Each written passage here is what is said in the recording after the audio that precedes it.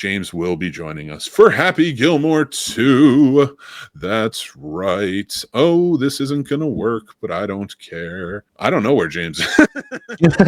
Did he leave? Oh, there he is. All right. So we can't really keep it up because I didn't get prepared for James on this one, but I gave this movie a 2.5 out of 5, and Paul gave it a 2 out of 5. So Happy Gilmore 2. It is the tale of a long-awaited sequel following Adam Sandler's Happy, the ex-golfer who is now down in the dumps. I'm not going to tell you why because this is a spoiler-free review. Go check it out. But this it comes around and sees him a father now of 5, 4 boys and 1 girl, and he wants to send his little girl to college the right way. So he gets back on the links and he starts playing again. But does he have what it takes? This is a very much an underdog story. It was a lot of fun to watch. It's very nostalgic, and there's a lot of callbacks to the original. I did not mind the callbacks. I thought it was a little too much. If you cut them all out, you'd probably have a way shorter movie and one that doesn't really make much sense. They put in a lot of characters, in my opinion, that were trying to draw on deceased actors' characters from the original movie, and I don't think you needed to do that. You could have done something original that sort of felt familiar in that way and nostalgic in that way, but not with a direct callback. You had some nice moments where that could have worked. There's a lot of people back in this. There's a lot of new faces that join in. Some are very good, some are very bad. But overall, the movie is very mid. It's not the greatest. It's not the worst either. I think it's one worth checking out, especially if you like the original. But the magic is not in this one like it was in the original. Now, guys, let's talk about Happy Gilmore 2. Paul, what did you think about it? I wanted that feel good, the nostalgia, from the first one. And I felt like I understood why they modernized it, and tried to bring in relevant influencers, yada, yada, yada. But it just it didn't have that good feel of a typical Sandler movie. I feel like it was spoiled by that because I feel like the first one, Sandler did it kind of more to stand out, to go against the groove and kind of do his own thing. Mm-hmm. This, I feel like he had more producers being like, oh, we need to add these people so more people watch it.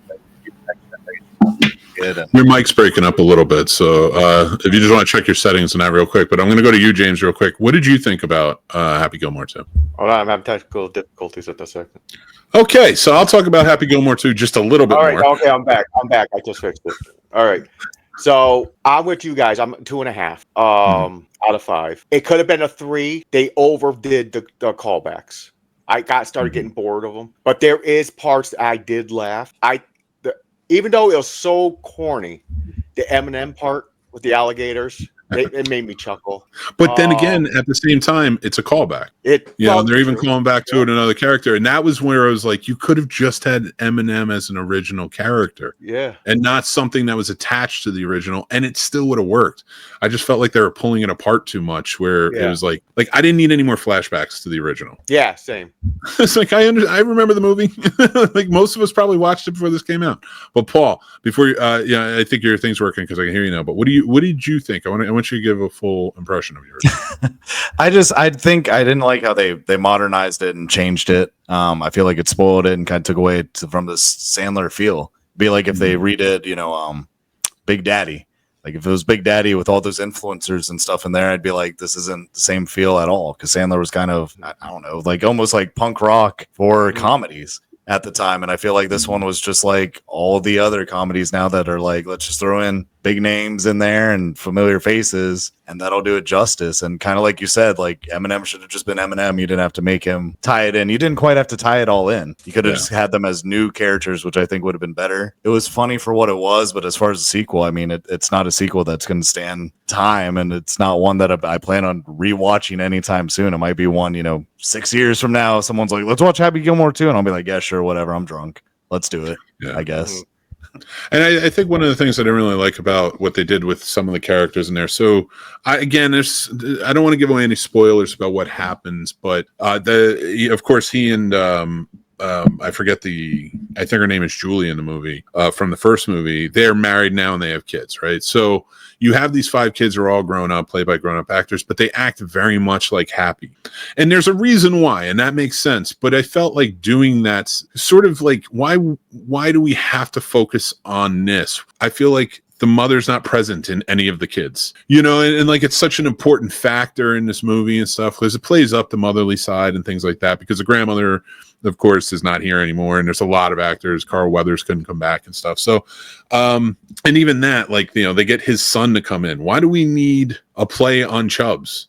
Why can't there just be? I honestly think it should have just been Shooter McGavin. Yeah. I think that would have made more sense to make just Shooter McGavin be his mentor this time. But even then, this is one of Adam Sandler's better movies in the last 10 or 15 years. I agree with that. I know it's not 10 or 15 objectively. years, this is a better movie than Hubie Halloween.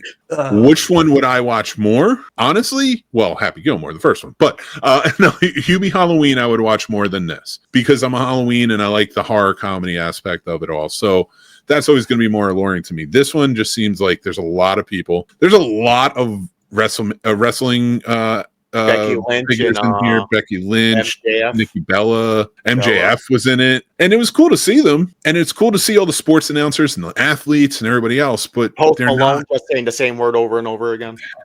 Did this movie feel like it was a rehash of Dodgeball in a way? It kind of the story, like the underdog got to earn that money. Yeah, like that's not a new thing, but it felt very much in the same tone as Dodgeball. Oh yeah, same tone because it's the same style of comedy in a way. Yeah, and that didn't feel like Happy Gilmore is an underdog. Don't get me wrong. Yeah, but it's not. I don't know. Like there's an alcoholism aspect to this that I really enjoyed.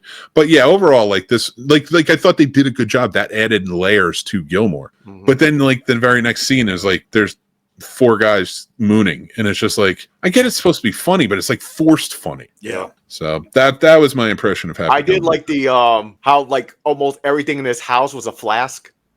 Or holding a bottle of liquor. I thought that was funny in context with the drinking. Yeah. I was like, wow. The cucumber, when he unscrews the cucumber and takes it, he's like, "Oh, is that cucumber juice?" He's like, "Yeah, whatever."